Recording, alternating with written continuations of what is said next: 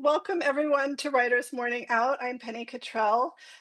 This is a free gathering of writers of all genres, of all levels, sponsored by the North Carolina Writers Network. And I am thrilled today to welcome Donna Everhart, author of When the Jessamine Grows, among many others.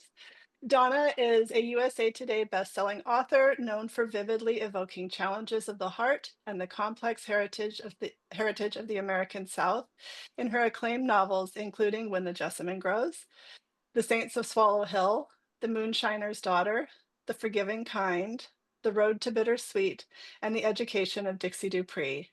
A finalist for the Southern Book Prize, she is the recipient of the prestigious North Carolina Society of Historians Award of Excellence, the Sella Outstanding Southeastern Author Award from the Southeastern Library Association, and her novels have received a Sibba Okra Pick, an Indie Next Pick, and 3 Publishers Marketplace BuzzBook selections.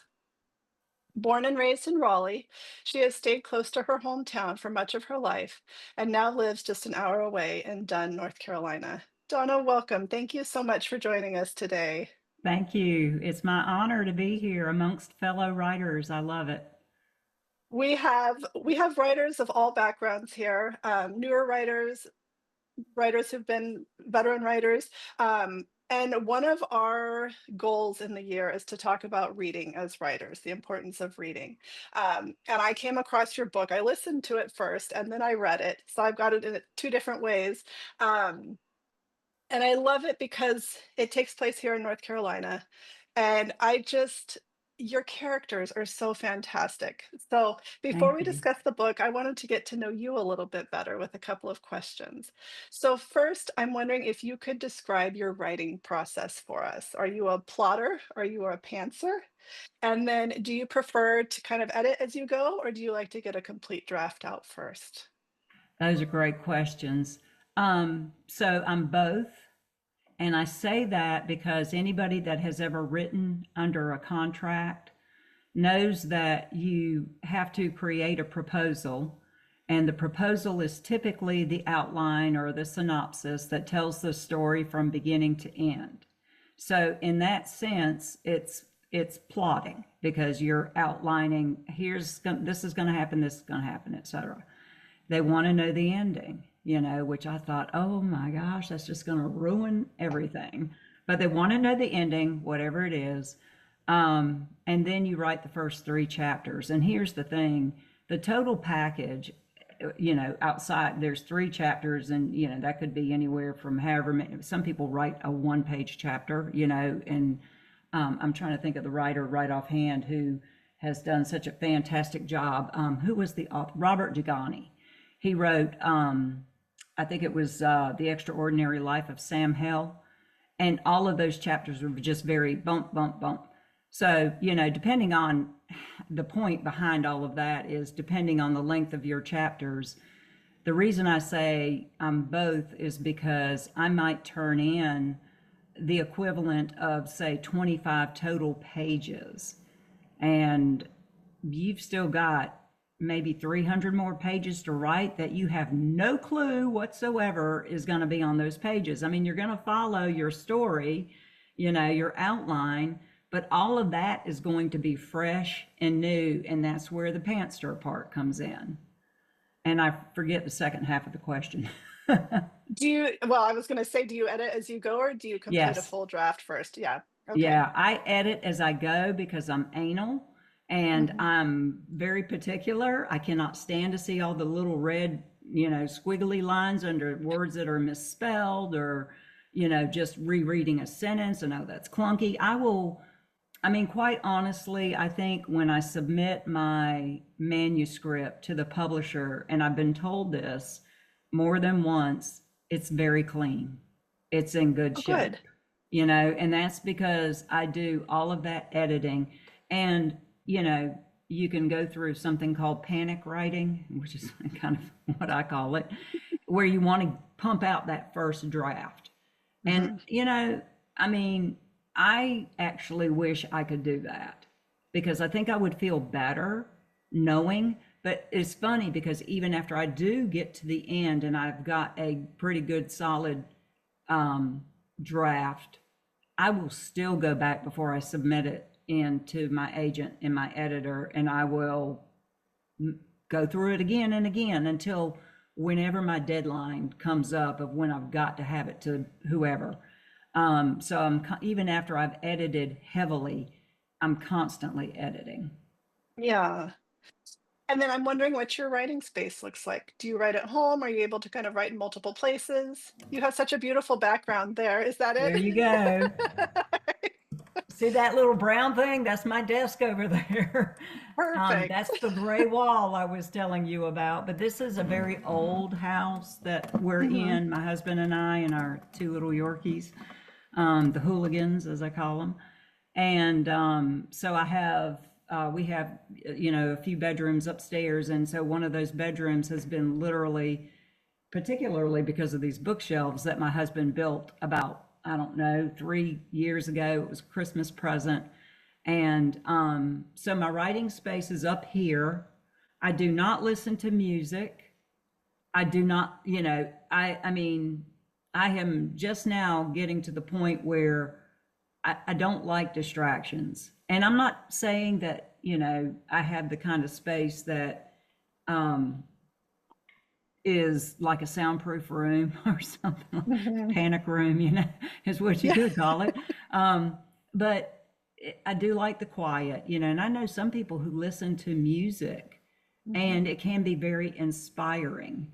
And I know that, but I like it quiet so that I can do that deep thinking. I am with you, Donna. I'm the same way. Do you have any writing superstitions or any lucky charms or rituals that you? I do. I don't have any like I do have superstitions. I'm a very superstitious person. I mean, I'm from the South, I think we're Mhm. all kind of superstitious. Um, the biggest thing for me, and people have witnessed this, I'm constantly knocking on wood. And I'm constantly saying, oh, I don't want to say it because once you speak it, it's out in the Mhm. atmosphere. And so, whether it's good or it's bad about anything to do with writing, I won't talk about it because I'm like, gosh, as soon as I start talking about it, something's going to happen, you know? And so Right. that's probably my biggest one. But other than that, I don't sit down and crack my knuckles 10 times and line all my pens up and, you know, I might say a prayer Yeah. as my writing day begins. But other than that, I'm just very superstitious and I just hope for a good writing day overall. Yeah. And then how do you handle both rejection and success as a writer? It's tough. Oh my gosh. So I just had this long extended conversation with my agent yesterday, and I don't know if any of you follow me online at all. And I hope maybe after this session you'll look me up and you'll follow me because I literally just had a big cover reveal yesterday for my next novel that's coming out in late January, but it's considered a February book. Um, and you know, he and I just talked about how difficult it is when you see things happening with other authors. For instance, there's that to contend with. There's you have to fight. You, and we all know this. You have to fight that little green monster, that can sit on your shoulders. But I am a true cheerleader for other writers. I love encouraging other writers who come to me. And something new that I just added to my blog is or to my website, I should say, is it says for beginning writers, new for beginning writers. And it's all of the resources that I've used over time. And many of you are probably already very, very familiar with them. Who follows the writing blog called Writers in the Storm? Anybody? Has anybody ever heard about that one? Well, No. see, you can go out to my website and you will see it. And there were two literary agents that I started following, oh gosh, back in 2011. And sadly, one of them has passed away, and her name is Janet Reed.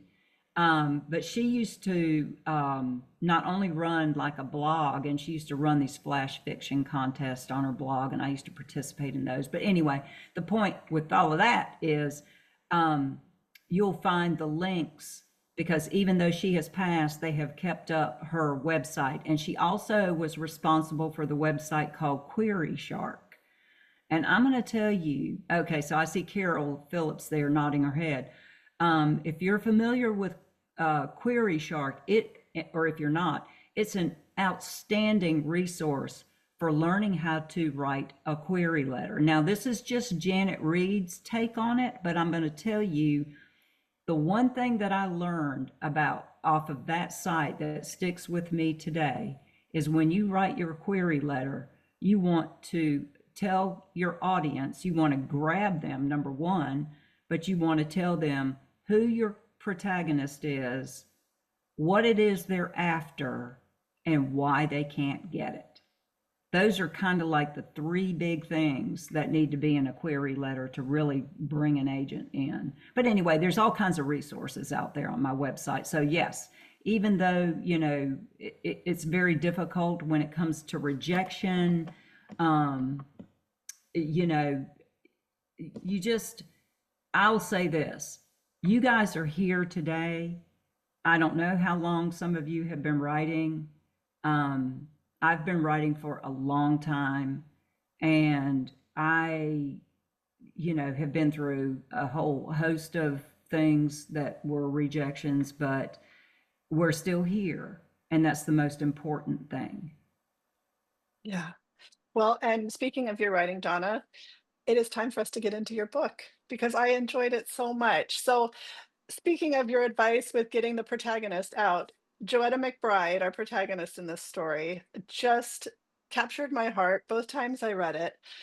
She's such a powerful character, and it really, every time I read a book, well, not every time, but sometimes when I read a book, there is a character who just sticks with me for a long time. And I feel like Joetta McBride is going to be one of those characters that will stick with me for a long time. So I'm wondering if she was inspired purely by historical research, or did she come from your imagination? Both, actually, Okay. and also something else that you might find interesting, all of you. So I was raised in what I call a purple household. Mhm. How perfect, right? Yeah. So my dad was from the South, Democrat. He's with literally Raleigh, North Carolina, which is where I grew up. And my mom was from Maine, and she was Republican. And they used Mhm. to joke about the fact that they weren't going to go vote because they would cancel each other out. Crazy stuff like that. So, that's not to say that that's, really anything to do with neutrality. But okay, so I'll give you a couple of examples of where this whole idea of where Joetta's mindset came from and her as a character. So again, the South, with its complicated heritage. When before I started writing this book, I was actually researching another topic, and I bailed out after about 3 months because I felt like the topic that I was going to write about was potentially going to be, I don't want to say offensive, because if anybody has really read any of my other books, I don't write soft, sweet stories. They're can be pretty tough and gritty and may offend some people. But that's just what I like to write, and I'm not going to change that. But, you know, the Civil War wasn't really something I was looking to write. But after 3 months had gone by on that particular project, 3 months that I had lost, and I was like, oh gosh. Well, my husband had told me from even 2 books ago, you should write about the Civil War. Your like tagline, it was out there on my website at one point, and it said that I write of family hardship and troubled times in a bygone South. And that is still true today. But, you know, I told him, I mean, I had literally said 2 books before, I don't want to write about the Civil War. I felt like, I don't know. I I felt, I guess you could say, uncomfortable. If I'm going to be honest about it, I think I felt there. So Michael just popped up and said he was from a Republican family in Maine. What part of Maine, by the way? Oh, you're on mute. Yeah, Auburn. Oh, Auburn? Yeah. You got to be kidding. That's my Oh, mother's hometown. okay. My father was mayor when I was born in 1950. Oh my goodness. Okay, well, we used to go to Maine every summer and spent time at Old Orchard Beach, Sebago Lake, Reed State Park, Oh, went to Reed Coal State Park. Farm Restaurant. Yeah, Great. that's wonderful. That's so cool. That's such a coincidence too. Um, Mhm. Gosh, let me see if I can pick up my train of thought there again. So with Joetta, there were two books that, and the whole neutrality thing. There were, and just talking about writing the Civil War. But I was desperate. I finally conceded to my husband. I guess I'll just say that I conceded to him and said, "Okay, I guess I'm going to try to write this story about the Civil War." Trust me, it was a hair pulling exercise because um, it just, it was difficult because I was trying not to come across like I was sending some kind of subliminal message out to the Mhm. reader, which is a very fine line to try to walk. I didn't want anybody to think that I'm trying to preach anything. I was basically going off the research that I had discovered. And it was fascinating because, for one thing, who has read Cold Mountain by Charles Frazier? Anybody read that book? Okay, a couple people, two or three people. And if you saw the movie, you remember that there's that brutal scene where that elderly couple were killed by the home guard and their two sons were killed because they were trying to hide them. But they could see that the farmland was being managed, and they knew they were too old to be able to do that. So that to me says, something like, and it's been a long time since I've read the book, but that scene stuck with me. And the reason it stuck with me was coming from the angle of not everybody wanted to fight this war. Some people were forced to fight the war, especially obviously the conscription acts came about. So they were forced to fight the war. And then there were a lot of them. Believe it or not, the churches were preaching about what was going to happen if they didn't fight the war. It was going to be a Union invasion down into the South, and there was going to be fighting to keep their farmlands and to keep their families safe, etc. So that scene from Cold Mountain struck me as kind of the vein of not everybody wanted to fight this war. And then there's another author named Paulette Giles, and she wrote a book called Enemy Women. And that's a Civil War story. And when the book starts off, like within the first couple of pages, her father is a judge and it's set over in Missouri. And he is being hauled off to prison. And the main character's name is Adair. Her name is Adair Colley, and she's yelling at these individuals who are trying to haul her father off, but we're neutral. We're neutral. Okay. So, these are just planting seeds in my head as I'm thinking about writing this book set during this time frame. And I began to think about that angle, and I thought, I don't know that I've ever read a Civil War story, number one, that deals with neutrality, and number two, that deals with the families that are left behind. And instead of focusing on the war itself, focus on the individuals who were left behind and what happened to them. So, Joetta began to come to me as that individual comprised of those pieces put together. And then I just had to kind of, as we all do, start to pull from thin air her Mhm. character and her traits and how she would be. And one thing I appreciate so much about Joetta is that she undergoes this major character transformation while the whole time staying very true to her core beliefs. So I'm wondering how you balance that out with her going through this transition, but still holding steadfast to what she believes in, which was neutrality.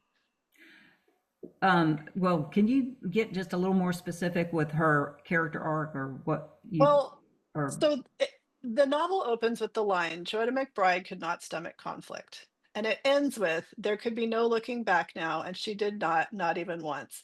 So the war really did change her. But throughout the whole thing, she still stayed committed to neutrality, even though she had all of these major losses. So I'm wondering how you went through that process of sort of navigating that fine line, like you said, of neutrality in the face of all this hardship. yeah, that, okay, so that makes sense. It was, of course, I'm going to say, I might say this multiple times, it was hard. It was Mhm. difficult. You know, again, it goes back to the authentic character. You want the character to come across as is somebody that you could believe existed in time. And for her, it's similar to being almost conscripted into an emotional um, situation as they came up. Mhm.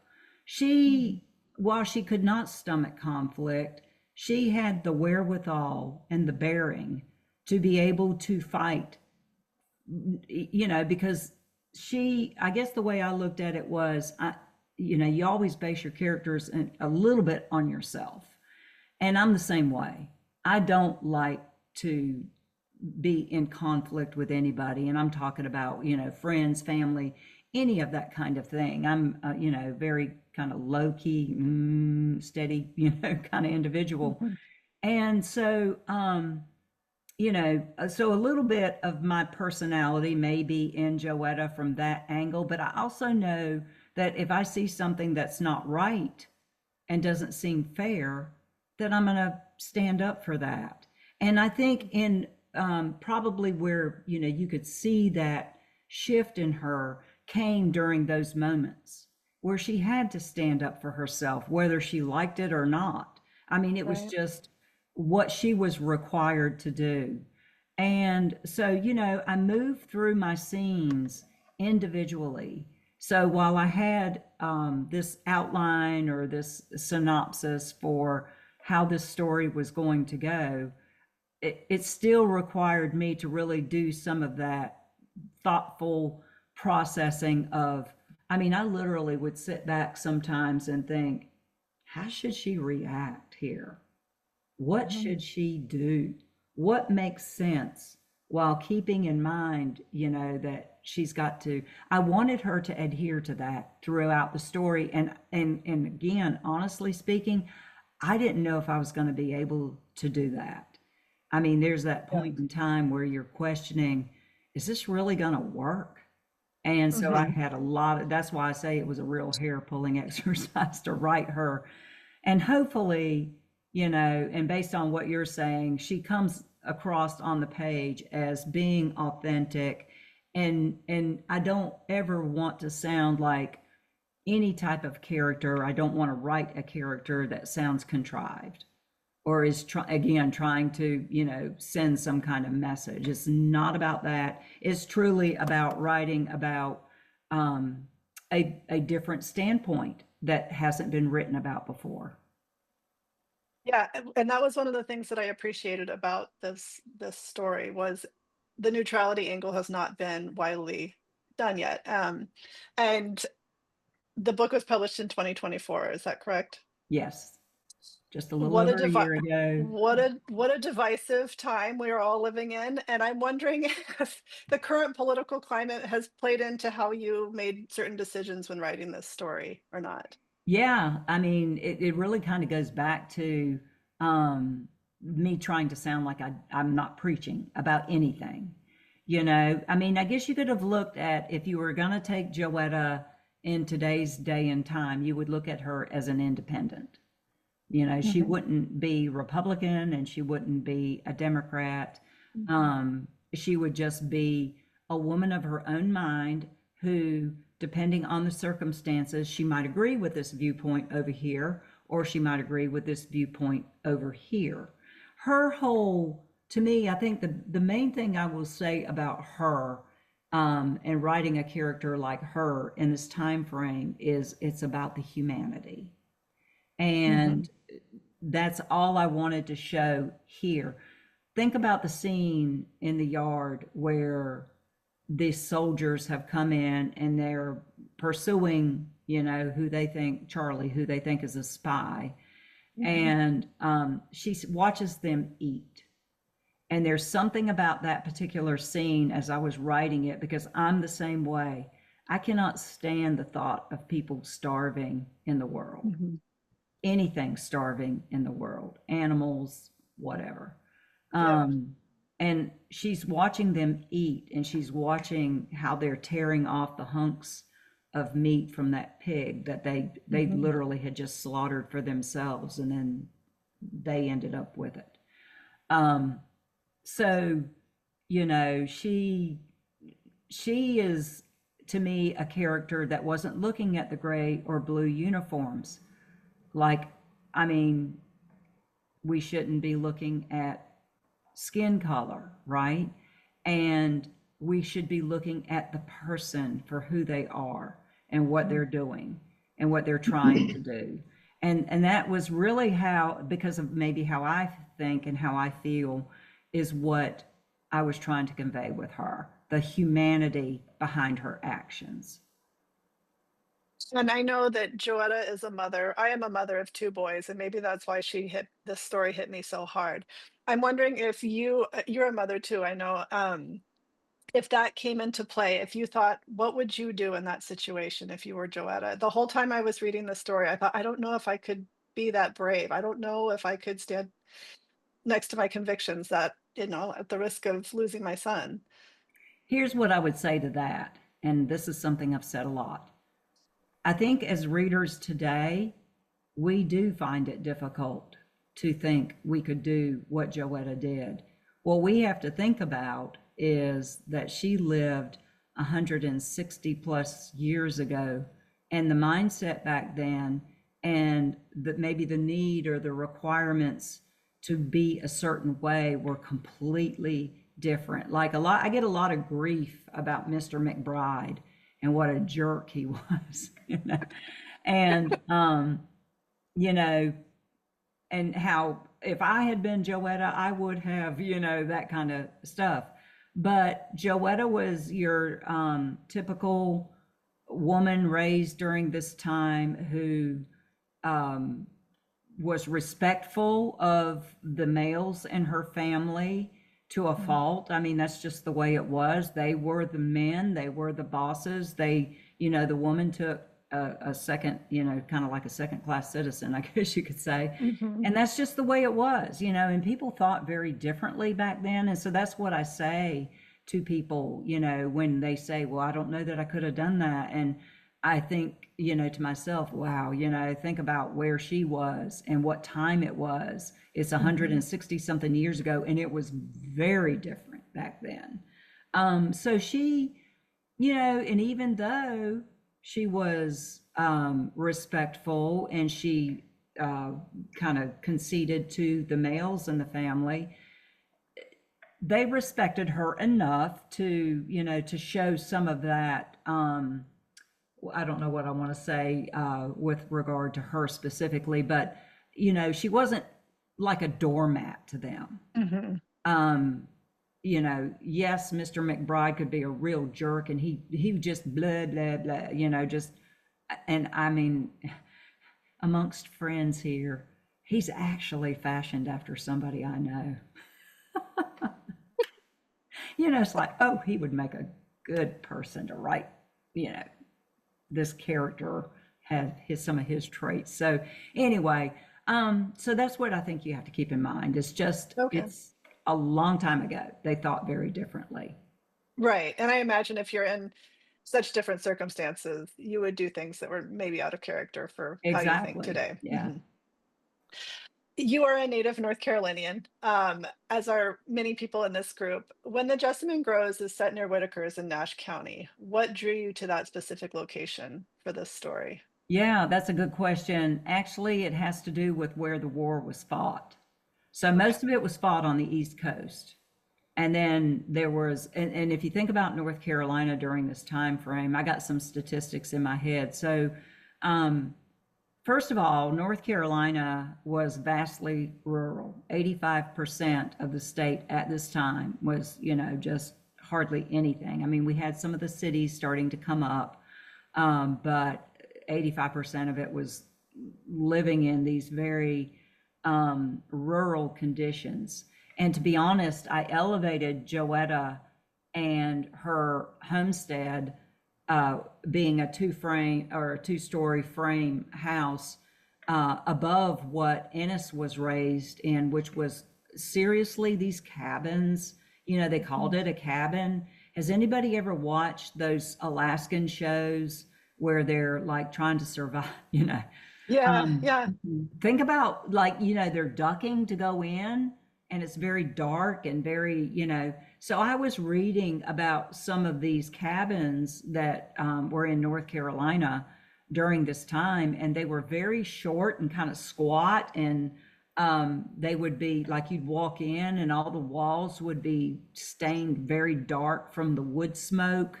They may have Mhm. been windowless. People were going around barefoot.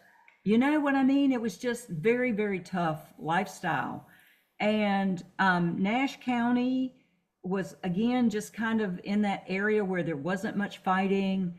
The western side of North Carolina was pro-union. The eastern side and kind of in the Piedmont mid area was, mostly Confederate supporting. And I just tried to pick a location that would adhere to, in other words, I didn't want her farm to be drug into the war, with a lot of this battle stuff going on, and her house to be used as a hospital, and, just all of this, because it truly was Right. meant to be a story about families who were left behind and weren't like, right. I mean, she saw troops going back and forth, but they were on their way here or they were on their way there, wherever they were going. But that was really the reason. Just Okay. literally trying to pick a neutral, if you could call it that, location for her to be in. How reflective of Joetta. Yep. Um, I have two more questions and then I'll open it up to everybody else. I don't want to hog the whole time here. Charlie Hasty is such a beloved character. And I made a note about midway through the novel about his dialect. And I know Joetta's speech was much more formal in comparison, and she even kind of corrects his grammar from time to time. Mr. McBride also has a very distinct way of speaking. So I'm wondering if you could tell us a little bit about your choices for those dialects and how you came to research them. Yeah, so that's I like that question too. That's a good one. So Joe, there's one thing that I did, and there's actually, this is kind of a historic fact, I guess you could say. Um, but there's one thing in particular that Joetta did that elevated her speech. And I'm going to ask the question, does anybody who's read the book, do you know what that one thing was that I wrote specifically to make her sound different? Does any English majors out here? Yes, and I missed it. Ah, that's I, okay. I want you to. It's literally just one tiny little tweak to her manner of speech that made her sound more formal. Contractions. She did not speak in contractions. And if you Okay. think about that, just say a sentence in your head like something like, I can't do it. I cannot do it. Mhm, It's just that simple. It just Mhm. sounds more formal. mhm, And then, so you know, I wasn't trying to um, look down upon the speech, because I mean, listen to me. I mean, if I were really just kind of having a glass of wine with you all and talking, I would probably drift into some slang or whatever.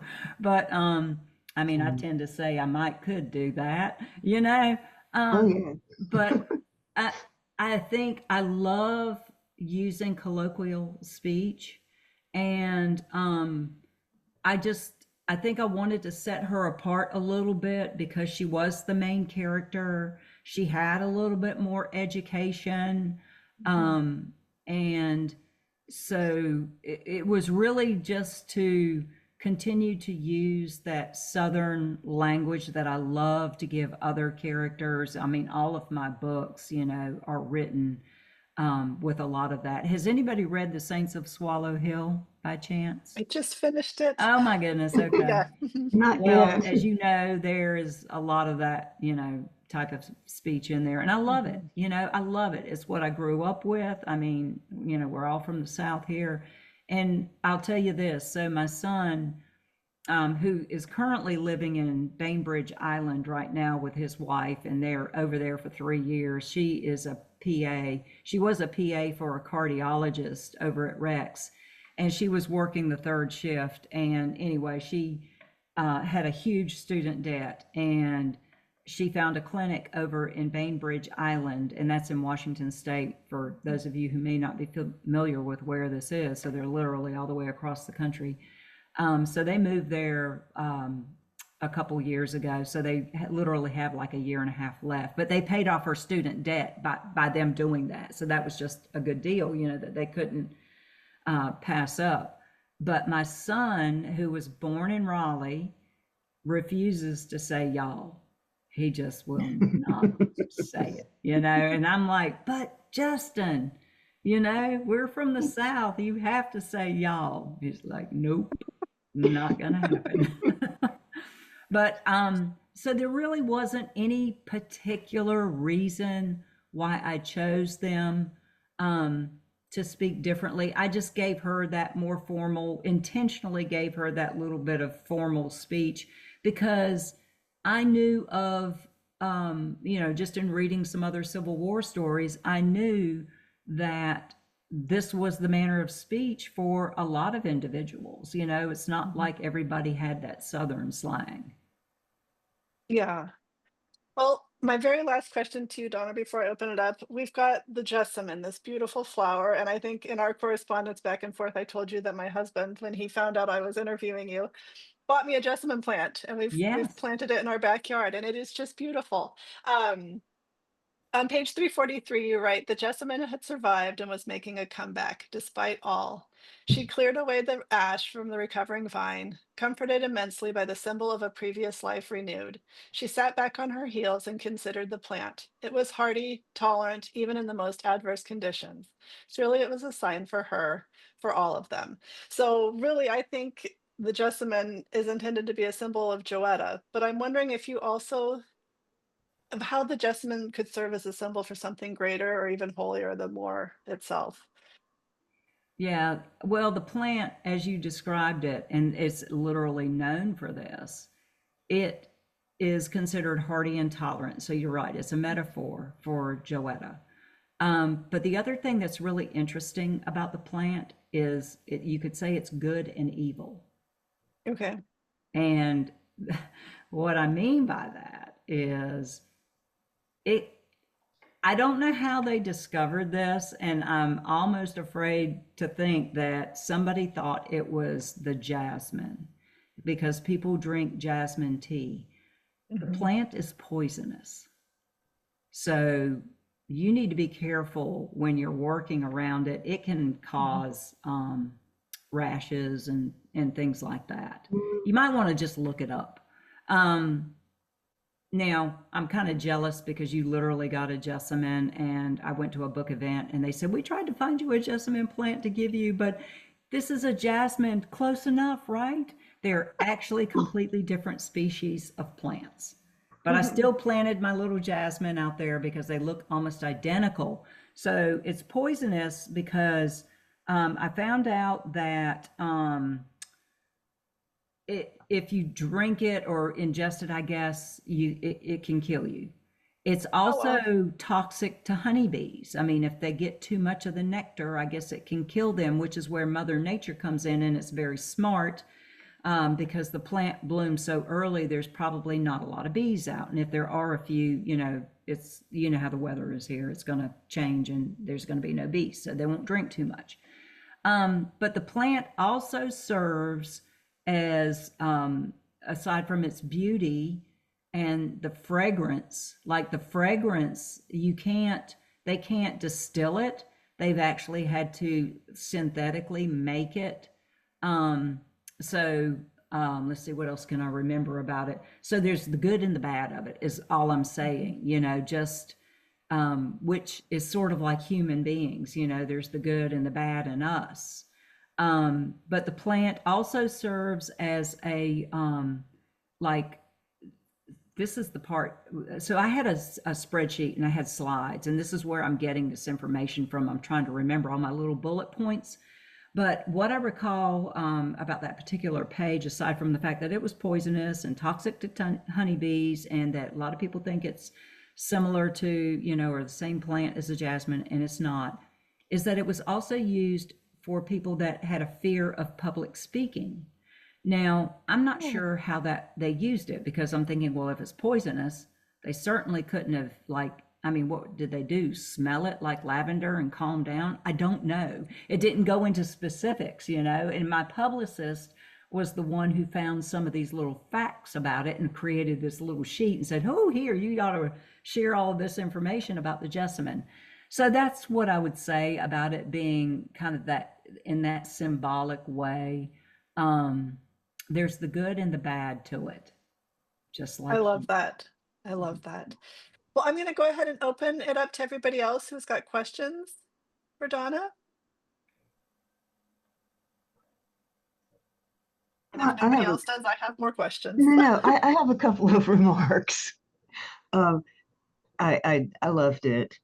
Thank you. As a fellow Southerner who grew up in Winston-Salem on a tobacco farm, I especially admired, and I felt this kind of grounded Joetta, that you did the most convincing job of showing her farming, with her plants, with her chickens, with the pigs.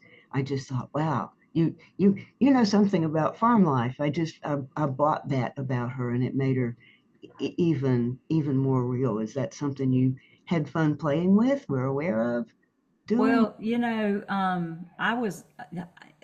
I'm sort of,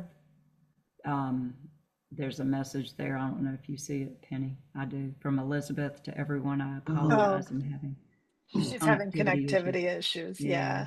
hate that. Yeah. I should tell her I can relate. See, we're not alone. um, I did not grow up on a farm, but I envy you.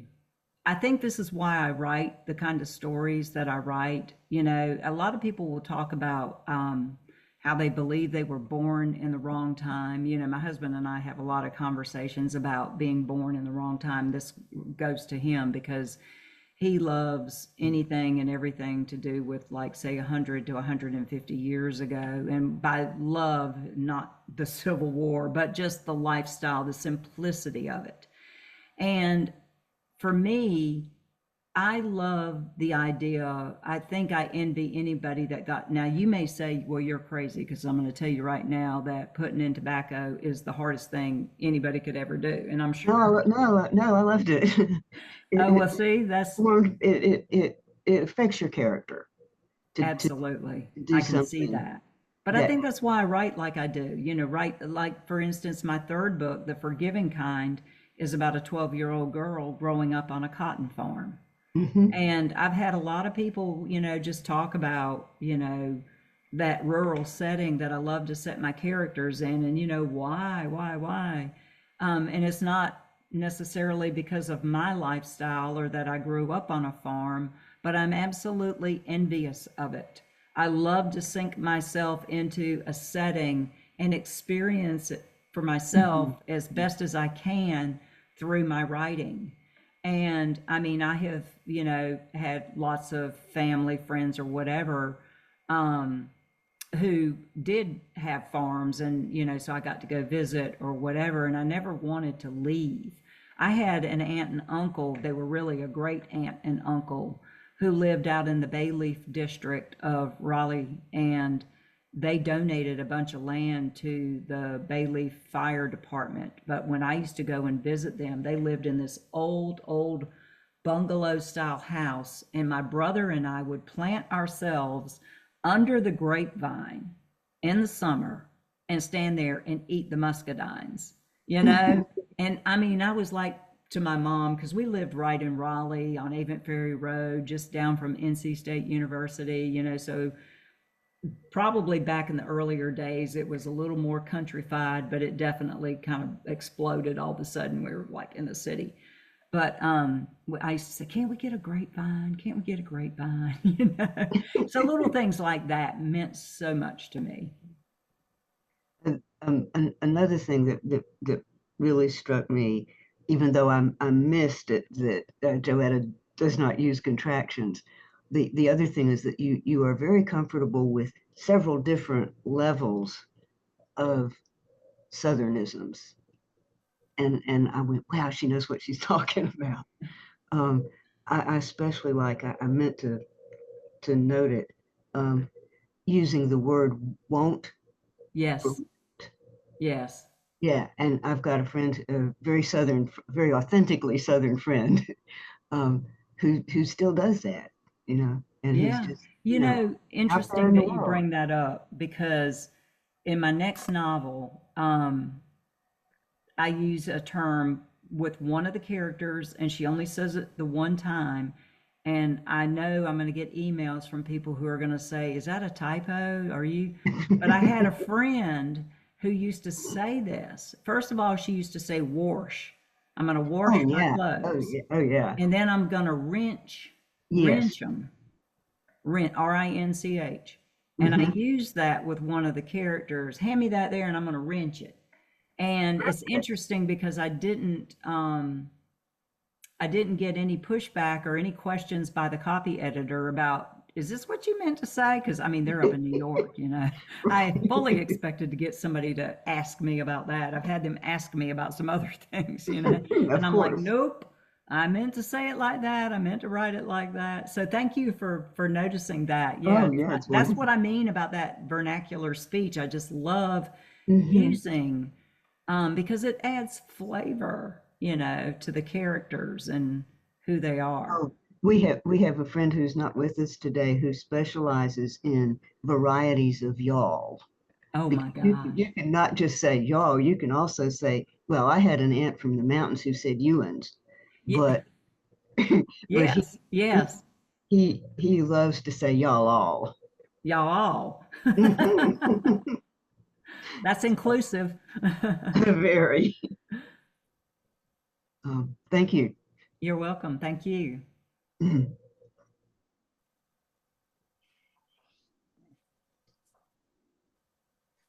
Did you have something to add? Yes, I once heard Orson Scott Card say that, he would submit an his outline, his proposal, um, but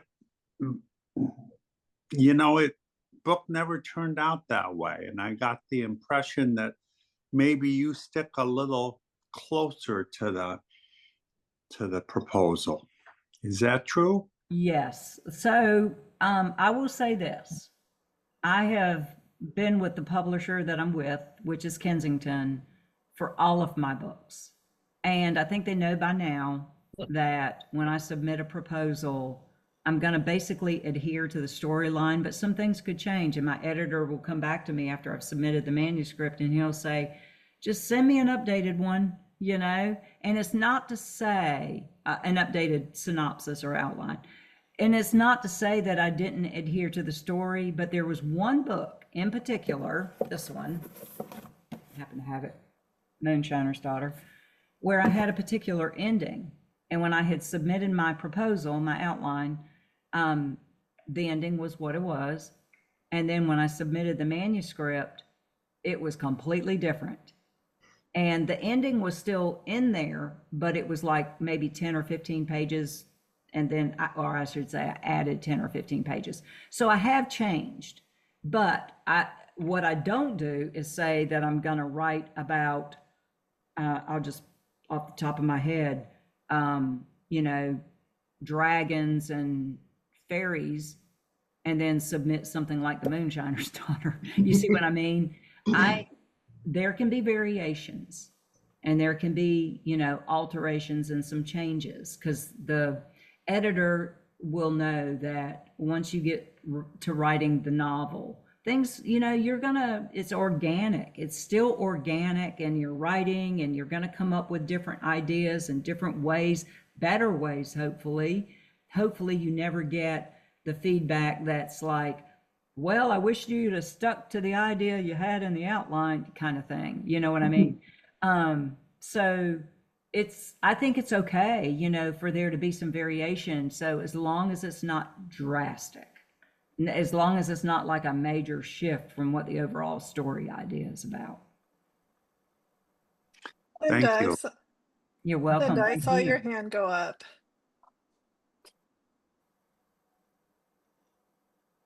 Oh, you're muted, Linda. Linda, you're muted. There you There go. you go. So, Donna, I love the book. I'm the one who reviewed it for the Historical Novel Review magazine a year ago. And I did not grow up in the South. And so the idea of growing up in the North is that all Southerners were completely pro-Confederate. And so the difference for Joetta to me was just amazing.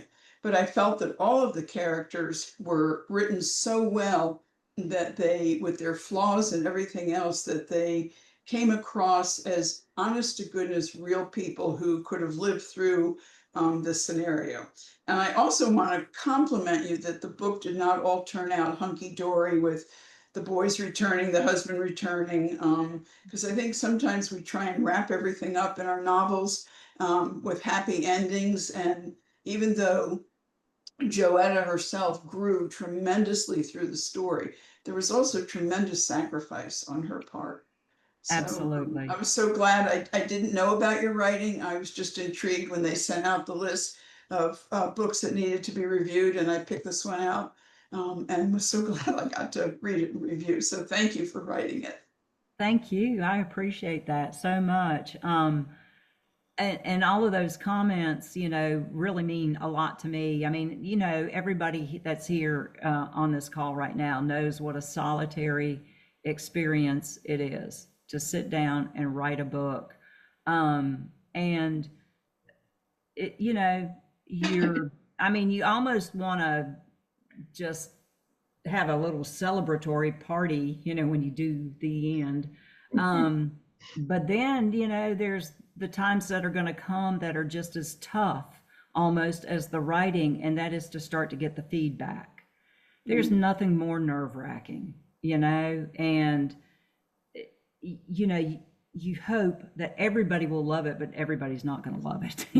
That's just the bottom line. And that actually kind of goes back to the whole rejection thing in the very beginning, Penny. I kind of lost my train of thought, but that was one of the things I wanted to bring up, is that when it's out of your hands and readers start to give the feedback and you start to get a 1-star and a 2-star kind of deal, and it's like, holy cow, how could they not love it? You can't help but think that, but Linda, I appreciate those comments very much. And I mean, that's just so great to hear. And it just really makes all of those hair pulling days that I had with it worth the time, for sure. Well, if I may say so, it's a tough read because Oh, it's yeah. tough experiences. And what was wonderful for me about it is I'm in a couple of book clubs, and in the last couple of years, we've read Toni Morrison's Beloved and James Baldwin's Go Tell It on a Mountain and Percival Everett's James. And so I just felt that everything, the way you were characterizing everything in this fit right in with this background that I had, which we weren't reading books like that when I was getting my degrees in English literature. And I've been grateful to read them and grateful to add your story of the Civil War to these stories of some of them aftermaths of the Civil War or aftermaths of slavery. I do not write, and I think I said this at the very beginning, none of my stories are going to be, I would say probably the sweetest story I have is The Road to Bittersweet. It's got a beautiful new cover. They've actually done all my backlist books. They've redone them. This is still a tough story just because of the hardships that are in it. But you know, I actually, and if you read The Saints of Swallow Hill, you'll truly know this. And I know, Penny, you just said you just finished it. I love nothing better than to put my characters in peril and see how they flounder around and somehow try to come out on the other side. And they come out differently, right? They're going to grow. But I could have actually made it worse, if you can believe this, for Joetta and her family.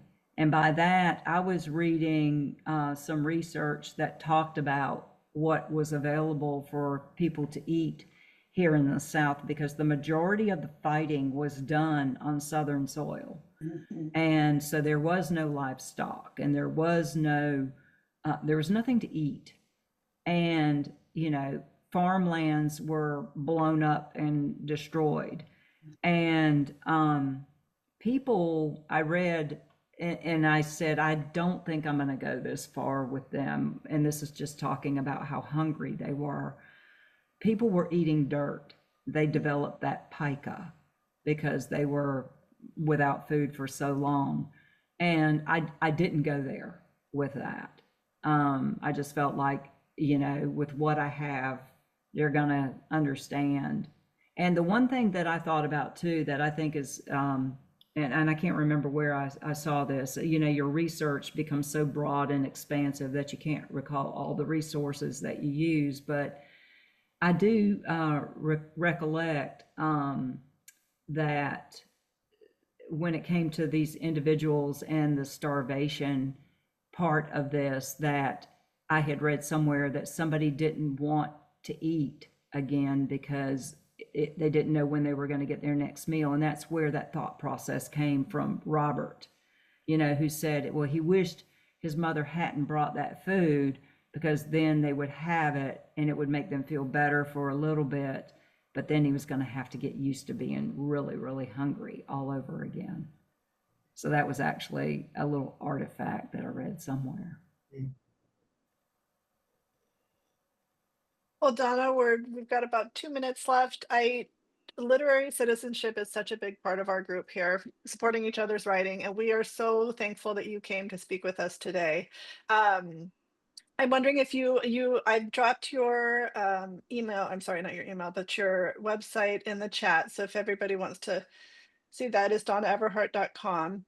And I know that you have another book coming out next year. So if you want to speak about that a little bit before we end, we would love to hear about it. I do. Yeah. This, so we just had a big cover reveal yesterday. And so the cover is out there. And if you go to my website, you'll see it. It's absolutely stunning. It's beautiful.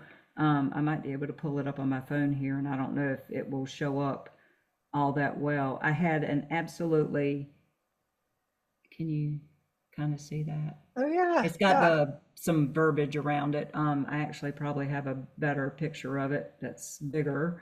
But I actually had an early blurb from Ron Rash, which is excellent. like absolute gold to me. I got to meet him. You know, he was inducted into the literary. Look, I have dogs and all I have. It's like having children. All you got is, I'm scrolling and all I can see is dogs. Okay, so there's the cover. Oh, that's beautiful. Yeah, and it really is. But this book is buried history. When I started researching this, I knew nothing about this, but it's basically, okay, guys, this is going to be where you might get a little red-faced if you were in front of me, but I'm going to speak kind of bluntly here. This deals with women who were incarcerated without due process under suspicion of carrying sexually transmitted infections, which back in the day were known as venereal diseases. So think of the Japanese internment camps, right? And the government was controlling this. They were implementing this program called the American Plan. And the reason why they did this was because back in World War I, they found out that this huge percentage of men were infected with these venereal diseases and were unable to fight. So they looked at it as a security threat. And so then when World War II was coming around again, they re-implemented the plan all over again. Women could simply, it was like they became targeted. This isn't about prostitutes. This isn't about anything other than if you were like considered immoral in some way.